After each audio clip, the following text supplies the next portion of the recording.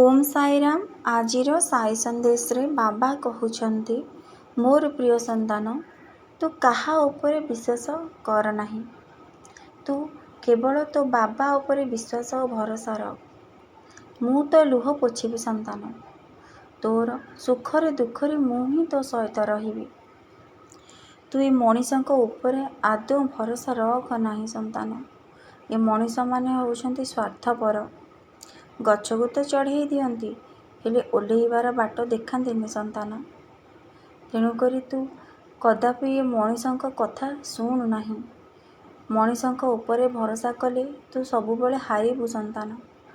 तते भगवान निजर बुद्धि, निजर विवेक, निजर किछि करिबा पई क्षमता भगवान तो उपरे देइछंती संतान।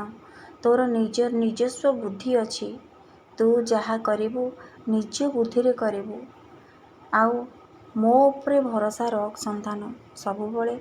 सबुबले मो नाम को तो हृदय जप कर, मो मंत्र पाठ कर संतान।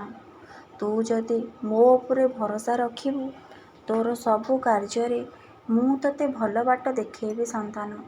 भगवान को उपरे भरोसा कले भगवान ही तुमको भल बाट देखई थांती। मनीषर कोउटा भूल कोउटा ठीक भगवान सही रास्ता रे ही नहीं थांती। तू कदापि ए मनीषक कथारे जमा भी कौनसी कार्य कर नाही संतान। तू एबे भी समय अच्छी संतान। तू ए मनीषक संग छाड़ी दे संतान। तू जदि किछि समय पाउछु, तू तो कार्य करि सारी जति किछि समय मिलुछि, तू मंदिर को जा हेरी। भगवान को पाखरे निजको समर्पण करिथे। भगवान को निकट निजर दुख जना। मनीषक पाखरे निजर दुख जणई तू जदि कांदिबु, मनीष तो आगे तो भल बुझेई देबे, किंतु पछरे बहुत निंदा देई थांती संतान। हसिबे, तो कांद देखिले से माने हसिबे संतान। सी जेते निजर हेउ ना काहेकि सबुबले तते कहूची संतान, तू ए मनीषक आगरे टोटाली कांदेनी कि लुह झरना। तू केवल जदि तो मनरे किछि दुख किछि कष्ट रहिछि, तू से भगवान को जना। मंदिर को जा, मो पाखକୁ आसे, मो पाखକୁ आसी मते तो दुख जना। मु तोर सबु दुख दूर करेबी। तो दुख तू जणेबु कौन संतान, मु जानिछि संतान। तू तो कर्मर फल पाउछु, तते सेथि लागि कहूची। तू विश्वास और भरोसा रख। मो उपरे विश्वास भरोसा रख। मु तो सहित सबुबले रहिछि। तोर दुखरे भी मु तो सहित रहिबी, सुखरे भी तो सहित रहिबी। मु तो हाथ केबे छाड़िबिनी संतान।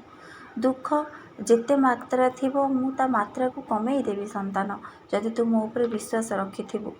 कारण मनीषर तो खाली सुख तो केबे आसे नाही, दुख भी ता सहित आसी थाए संतान। दुख सुख दुईटा को भोग करबा को पड़े मनीष को। तू ए जेतेबळे मर्त्य को आसीछु, दुख सुख दुईटा ही तू भोग करिकि ही जीवु। जदि तू केवल भगवान का नाम जप करिबु, से दुख समय रे तू अतिक्रम करि जीवु। तू सेथिपाई तते कहूची संतान, तू सबुबले मो साई मंत्र जप कर, मो साई सच्चरित पाठ कर, मो नाम को सबुबले हृदय स्मरण कर। तू जदि केवल मो नाम हृदय स्मरण करिबु, तो मन पवित्र होई जीवो, तो शरीर पवित्र होई जीवो। तते लोभ मोह माया ठू दूरे रखिबो। यदि केवल भगवान का नाम तू सबुबले स्मरण करिबु, तू अन्य मानक सेवा कर, देखिबु तते बहुत शांति मिलिबो।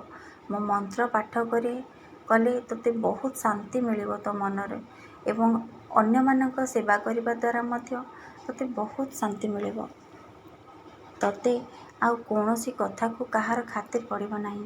तते किए निंदा देउछि, किए अपमान देउछि, तो पछरे किए कहूछि, तोर किछि भी जाए से हब नाही संतान। तू केवल निज कर्म करि चल, निजे भल कर्म करि चल। जदि तू भल कर्म करिबु, ता फल तते भल ही मिलिबो।